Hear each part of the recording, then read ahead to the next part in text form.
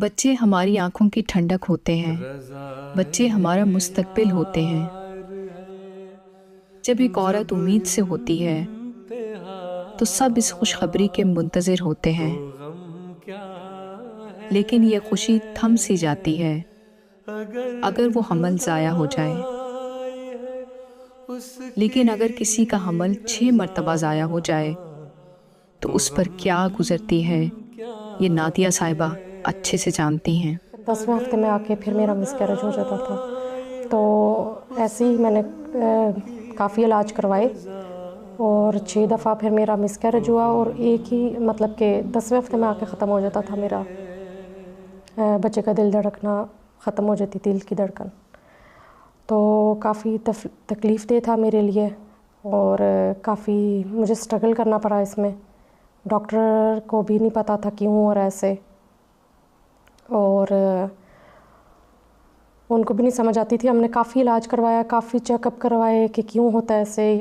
Doctors نے ہر ممکن علاج کر کے دیکھ لیا، لیکن یہ معاملہ ان کی سمجھ سے باہر تھا۔ اور وہ کہتی تھی کہ اتنی دوائیاں ہم آپ کے جسم میں ایک قسم کے پمپ کر رہے ہیں تو ان کا کوئی اثر نہیں ہو رہا، اور وہ چیز رہتی نہیں ہے۔ وہ کیوں نہیں رہتی ہمیں نہیں پتہ، اور ہم نہیں چاہتے کہ آپ کو اس چیز سے اور تکلیف ہو، اس لیے دوائیوں سے کچھ عرصے بعد ڈیمیج بھی ہونا شروع ہو جاتی ہے انسان کی باڈی۔ جسمانی تکلیف تو ایک طرف، لیکن معاشرے کا دباؤ ذہنی تکلیف کا باعث بن رہا تھا۔ اور کچھ لوگوں کے بھی مطلب کہ سوال ایسے ہوتے ہیں ہمارے کہ وہ تکلیف دیتے ہیں، وہ اچھی نیت بھی چاہے ان کی ہو، وہ کہتے ہیں اولاد کب ہوگی، آپ کی اولاد نہیں ہو رہی، کب خوشخبری دے رہی ہیں آپ، اور اس طرح کے سوال ہوتے ہیں کہ جو ایک عورت کو بہت زیادہ توڑ دیتے ہیں اندر سے، چاہے ان کی نیت اچھی ہو۔ لیکن یہ صرف اللہ تعالیٰ کے کام ہے، اللہ تعالیٰ جس کو دے جس کو نہ دے اللہ تعالیٰ کی مرضی ہے۔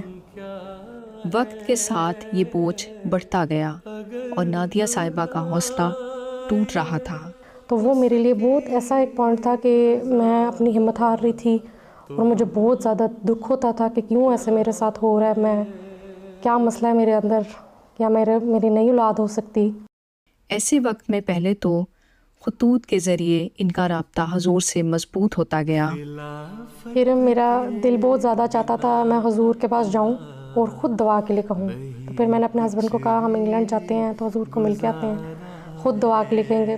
چنانچہ یہ حضور سے ملاقات کے لیے انگلینڈ روانہ ہوئے، اور نادیہ صاحبہ نے اپنا دکھ حضور سے خود بیان کیا۔ پھر میں نے خود ہی بات شروع کر لی اپنے پیارے حضور سے، ان کو میں نے کہا کہ آپ میرے لیے خاص دعا کر دیں، میں بہت کمزور ہوں تو اللہ تعالیٰ مجھے اولاد سے نواز دے۔ میں لوگوں کی باتوں سے بھی بہت زیادہ گھبراتی ہوں اور مجھے دکھ ہوتا ہے، میں مضبوط نہیں ہوں، حضور آپ میرے لیے دعا کر دیں خاص۔ تو حضور نے مجھے دیکھا اور کہا کہ لوگ تو باتیں کرتے ہیں، تو میں نے کہا لیکن میں بہت کمزور ہوں، آپ میرے لیے اسپیشل دعا کر دیں حضور۔ تو حضور نے کچھ سیکنڈ مجھے غور سے دیکھا اور دعائی دے رہے ہو رہے ہیں اندر سے کہ اللہ تعالیٰ جلدی دے دے، اولاد سے نواز دے۔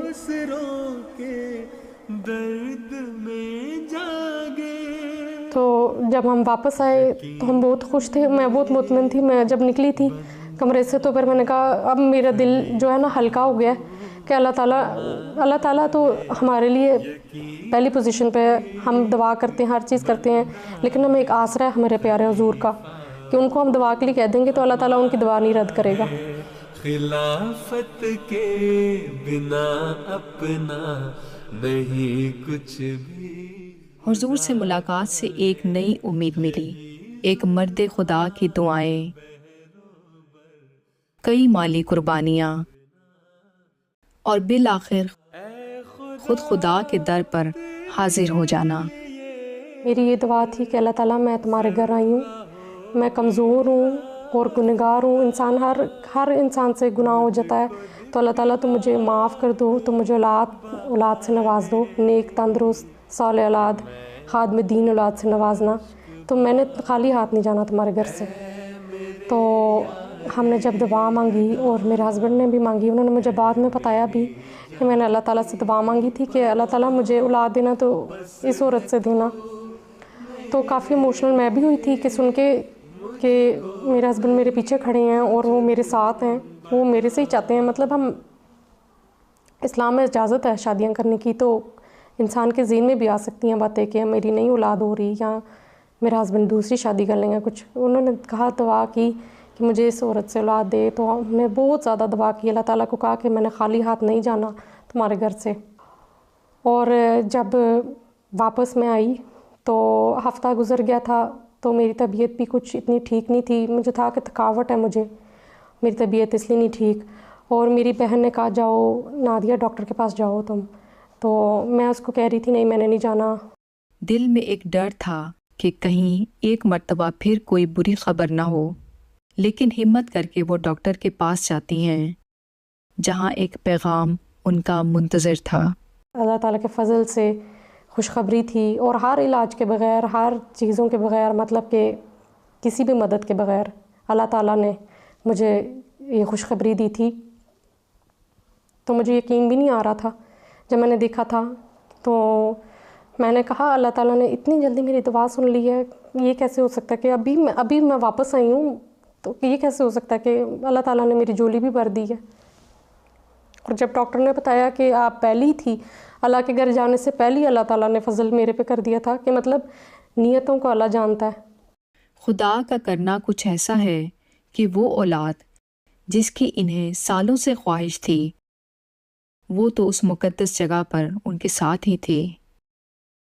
تو میں نے کہا میں غار ہرا چڑھی 2 گھنٹے، وہ اتنی اوپر ہے، پہاڑ ہی ہے، اور اللہ تعالیٰ نے اس کی حفاظت کرنی تھی. تو اللہ تعالیٰ نے کی اس کی حفاظت. کہ انسان کتنی احتیاط کرتا ہے، علاج کرواتا ہے تو احتیاط کرتا ہے، نہیں میں نے سیڑھیاں نہیں چڑھنی، میں نے اب ریسٹ کرنا ہے.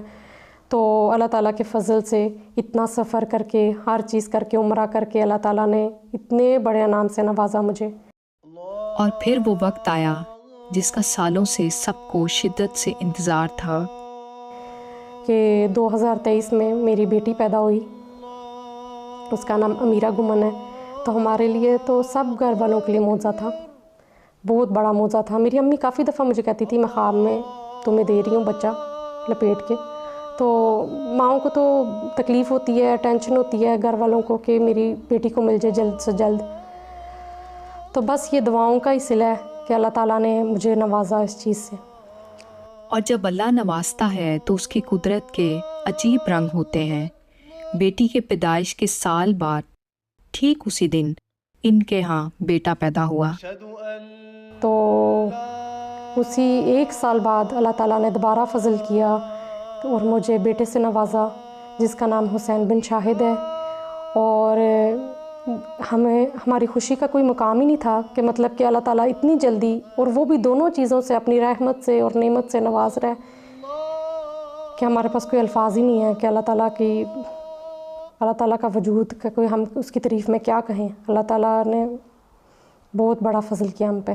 نادیہ صاحبہ ایک ایسی خاتون ہیں جنہوں نے ڈاکٹرز کی نا امیدی اور معاشرے کے دباؤ کے باوجود اللہ پر توکل نہیں چھوڑا.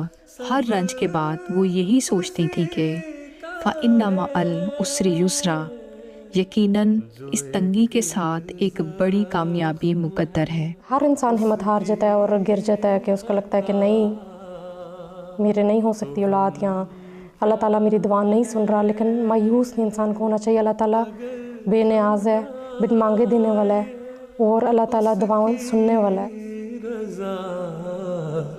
تو غم کیا ہے اگر جدائی ہے اس کی رضا، تو غم کیا